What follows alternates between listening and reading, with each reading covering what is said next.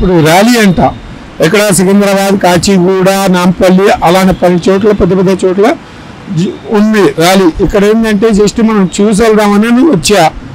ఇప్పుడు రేవంత్ రెడ్డి సార్ వచ్చిన తర్వాత తెలంగాణకి ఒక యాప్ తీసుకొస్తానన్నారు. ఈ ఓలా ఊబర్ ర్యాపిడో ఇవన్నీ క్లోజ్ అయిపోయిన తర్వాత ఆ తెలంగాణ యాప్ ఏదో ఒకటి పెడితే మాకు సంతోషంగా, మాకు జీవిత ఆధారంగా ఏదో ఒకటి బతుకుతాం మేము. లేకపోతే మా కుటుంబం మొత్తం రోడ్డు మీదకి వచ్చి అడుక్కోవాలని పరిస్థితి మాకు రోడ్డు మీదకి వస్తుంది ఖచ్చితంగా. ఇదైతే 100%. మరి ఎలా ఉందని ఇప్పటికీ ఆటో వాళ్ళ పరిస్థితి ఎలా ఉంది? ఎప్పుడైతే మహిళలకు ఉచిత ప్రయాణం అన్నారో, ప్రయాణం వచ్చినప్పటి నుంచి కూడా చాలా ఘోరంగా ఉన్నటువంటి పరిస్థితి. ఎంతో మంది ఉన్నటువంటి ఆటో డ్రైవర్ కూడా ఆత్మహత్యలకు పాల్పడుతున్నారు. ఏ విధంగా చెప్పుకోవచ్చు? మరి కొత్త ప్రభుత్వానికి మీరు ఏమైనా హెచ్చరించాల్సుకున్నారు? మొన్న సీఎం క్యాంప్ ఆఫీస్ దగ్గర ఆటో కాలిపోయింది. మీకైనా కొంచెమైనా అర్థం తెలుసా తెలీదా? నేను ఒక క్వశ్చన్ అడుగుతున్నా మిమ్మల్ని. ఎందుకు కడుపు కాలి ఆయన బాధలు చెప్పుకోలేక ఫైనాన్స్, ఇంటర్వ్యూలు, రేషన్ ఎక్కడి నుంచి తెస్తారన్న? మా జీవిత ఆధారం ఇదే. ఇది లేకపోతే మాకు ఉచిత ప్రయాణం పెట్టారు, దానికి మేము కాదనట్లేదు. అది గవర్నమెంట్ హక్కు, గవర్నమెంట్ ఏమైనా చేసుకోవచ్చు, దానికి మేము తప్పు పట్టట్లేదు.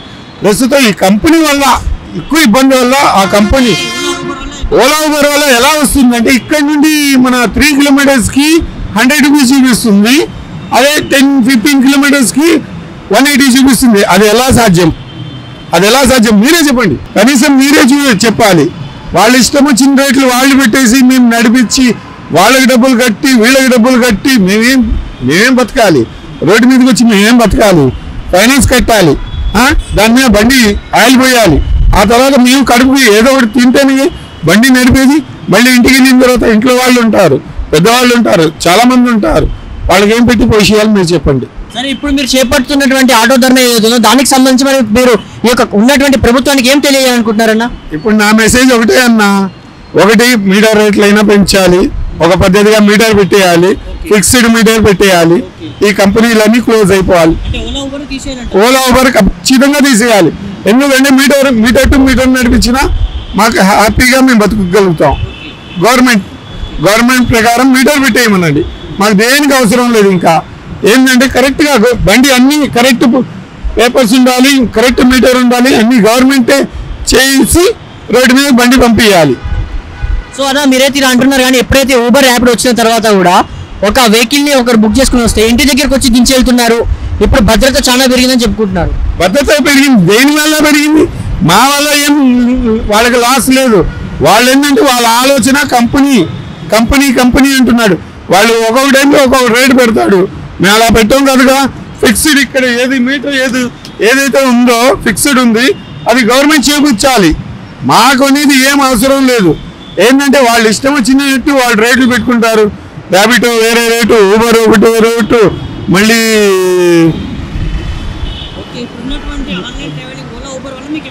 మాకు బాగా దానివల్లే అవుతుందన్న, వేరే దేని వల్ల కాదు. అది plus minus point. Plus point ఏంటంటే వాళ్ళ కంపెనీకి బెనిఫిట్ అవుతుంది, మాకేం బెనిఫిట్ అవ్వట్లేదు. నేను 1 లీటర్ గ్యాస్ పోసి 10 కిలోమీటర్లు వెళ్తే వాడు 40 రూపాయలు కమిషన్ ఎందుకు ఇవ్వాలి? అడిగి ఎందుకు ఇవ్వాలి? మీరు ఒక క్వశ్చన్ చెప్పండి. ఇప్పుడు మీరు కష్టపడుతున్నారు, మీ నుండి ఒక 40 రూపాయలు, 140 రూపాయలు ఎందుకు ఇవ్వాలి? చెప్పండి, మీరు ఆన్సర్ చెప్పండి. చేసేటువంటి కష్టం మీద అయి ఉంటే వచ్చేటువంటి లాభాలు వాళ్ళకి ఎక్కువ ఉంటున్నాయి అంటారు.